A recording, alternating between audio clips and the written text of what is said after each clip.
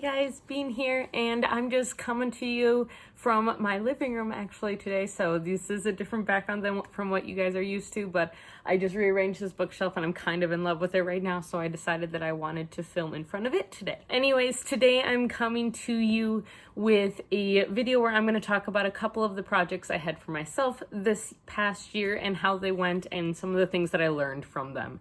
I'm going to be talking about my attempt to get through the Hercule Poirot series, which I did manage to get through 20 books this year, which is very exciting.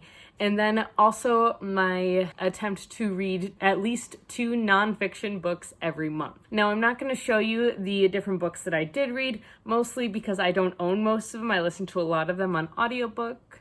And because of that, I do need to thank Scribd because I use Scribd for a lot of the audiobooks that I listened to this past year. Anyways, I'm going to start by talking about Agatha Christie. Now, Agatha Christie is an author that everyone basically knows. She is the queen of murder and mystery writing. Even though she is an author that is old-fashioned, you might say, her writing has always interested me and I've always wanted to get into it and read it. So this year, I decided that I was going to do just that. And again, using Scribd, I was able to listen to the first 20 books in the Hercule Poirot series.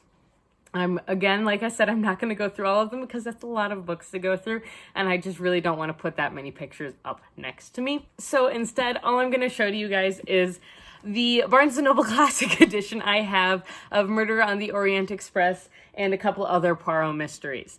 Now, Murder on the Orient Express, in all honesty, was probably my least favorite out of all of the books that I read by her this year.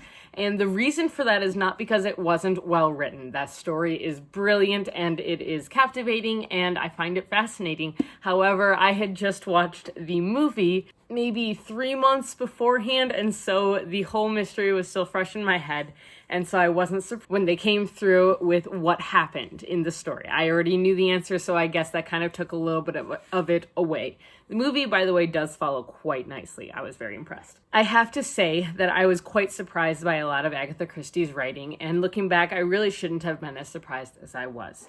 Agatha Christie was a very early figure in, I almost want to call it feminist writing. And the reason I'm going to say that, one, she's a female author, but two, throughout her stories, they follow a detective, a private detective named Hercule Poirot, who is from Belgium.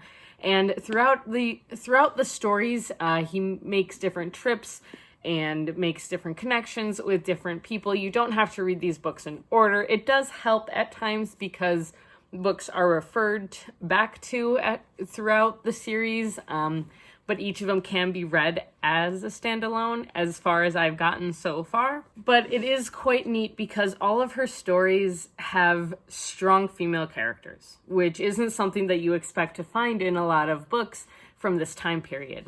Now, Hercule Poirot as a character, yes, he is male, but he also makes several comments throughout the series where he talks about how women have a different viewpoint on things and how women have a different outlook on the world, but that's not a bad thing. And he actually takes advantage of that several times, not in a bad way, but he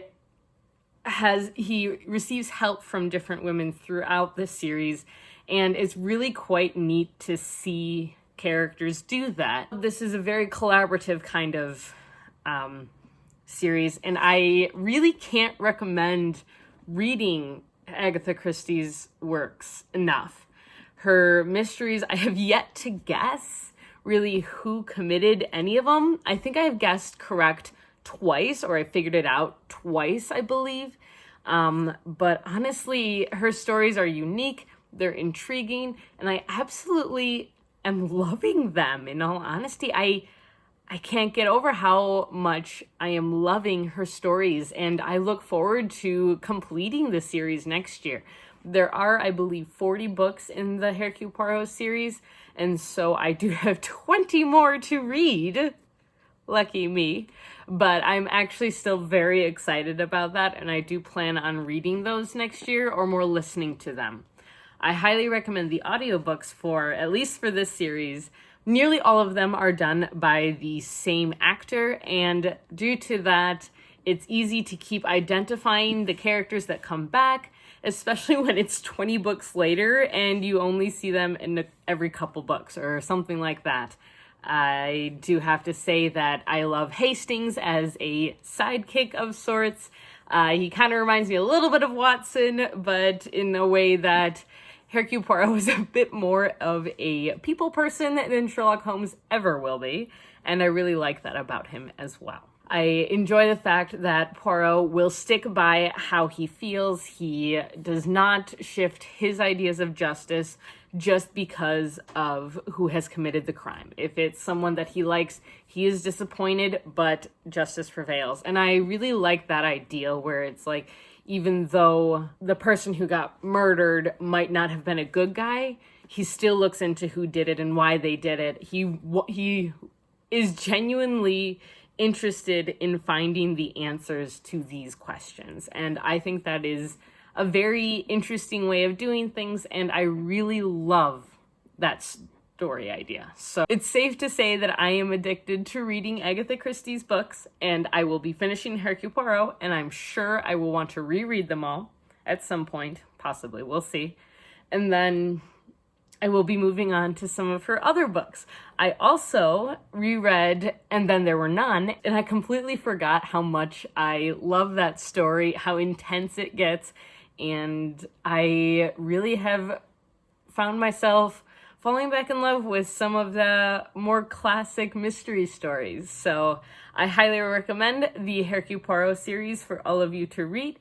And yeah, I believe the first one is Murder on the Links, so y'all should go check that out. All right, we are going to move on now, and we're going to move on to my nonfiction reads of this year. Again, I'm not going to go through all of them because as of right now, I believe there are 20. I think there are 20 because I only read one last month, so I only read one in November, and then I did have a couple months where I did miss, but for the most part, this year, I was able to read at least 2 nonfiction books every month, and I have to say it has changed the way that I do a lot of my reading, mostly because it has also reminded me that one of the original purposes of me getting into reading was to learn. And while you can still learn things through fiction, it is the nonfiction that reminds you about the world that you are living in. And I have been getting into some books on climate change, some books on plastic production, and some books also on history and where things come from.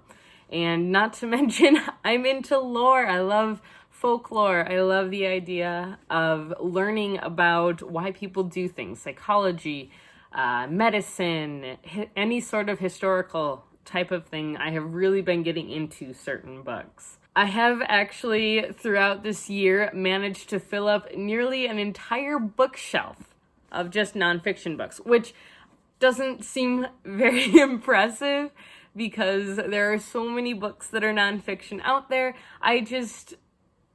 For the most part, I didn't keep them, which seems very silly now, and I'm realizing how much I am regretting that.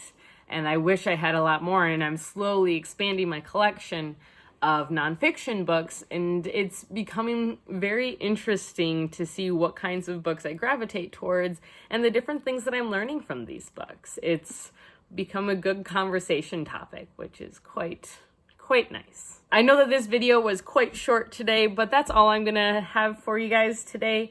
I haven't been feeling very good lately, so I'm actually going to go and lay down. But I hope you guys are enjoying our Bookmas videos so far. And now is the perfect time to hit that like button down below and to subscribe. We post videos normally every Tuesday, Thursday, and Sunday. But since it is Bookmas, we will be posting every day, which is very exciting. And yeah, hit the little bell icon when you want to be notified. And I'd love to hear what you guys think of my projects for this past year. And if you have any ideas for some projects that I can do as far as reading goes for next year.